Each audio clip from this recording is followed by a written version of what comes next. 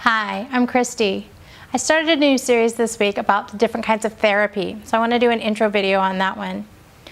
When you're first given a diagnosis, a lot of times they mention that you should start looking into therapy, and the list that they may give you might seem endless because there are tons of different options. So I wanted to take a few weeks and go over some of the main types of therapy or some of the main options.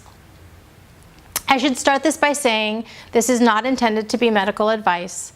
I am not a medical professional. This is for informational purposes only. As I see it, there are 5 main types of therapy that I want to cover in this series.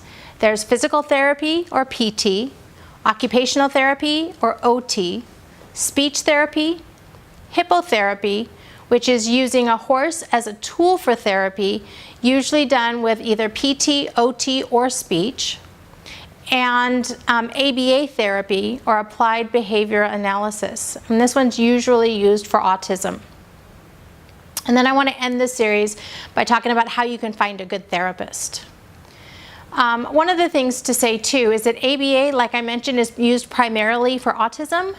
The rest of these kinds are used for numerous different diagnoses, and they focus on improving life, not just for a specific diagnosis.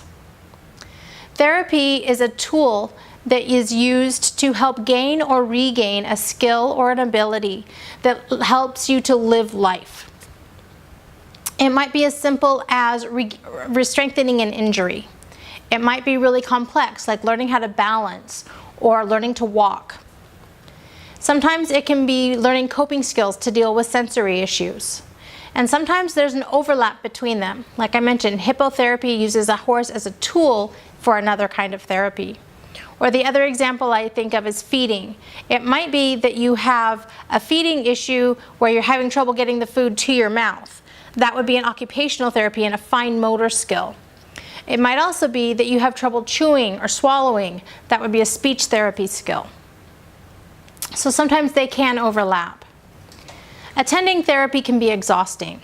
Physically, you might have to fall asleep after it or take a nap because it just takes so much out of you physically that you need to recharge. Sometimes that exhaustion is emotional or mental, and you just need your own space and you need some peace and quiet afterwards. So I would really recommend that you watch your loved one and see if they need some of this stuff after a therapy session to recover and to be able to continue on with life.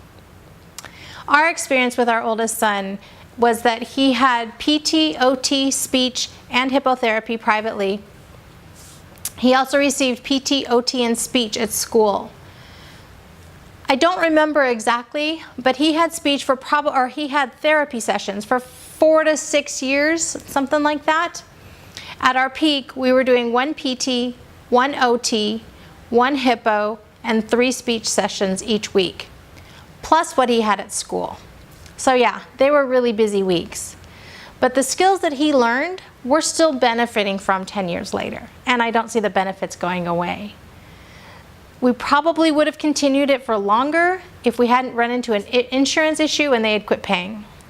When I checked into paying for it at the self-pay rate, it was just way too exorbitantly expensive, and there was no way we could continue it. But what I want you to know from this is to remind you that you're not alone on this journey. Lots of people have gone before you and have done the therapy. They know how hard it can be. They know the frustrations. They know the exhaustion. So if you're in the middle of that and you need some hope and encouragement, I hope this helps a little bit. But I also ask that you reach out for your support. Ask your questions. Leave a comment below. And I hope that you get to the point on your journey where you have hope and that you can join me and say that life is good and there is never a dull moment.